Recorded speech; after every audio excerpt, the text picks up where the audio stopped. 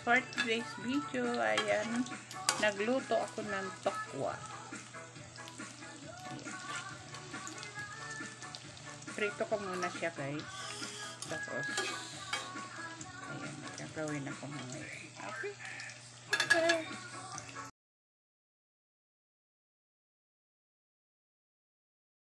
Luto. Naprito naman ako ng talong. Talong naman ang pinirito ko, tapos ng tokwa. So mamaya, ayun. Mamaya, the next ko. Okay, guys. Thanks for watching. Please subscribe, like, and share my YouTube channel.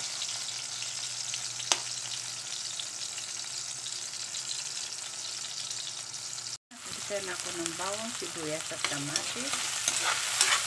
Mamaya ay ilalagay ko na yung tokwa at eggplant. Okay. Lagyan ko na siya ng seasoning. Halo na yung tokwa at talong. Huwag mo na lagyan ng tubig. Parang lutong sisig baga ito. Yan. So yummy.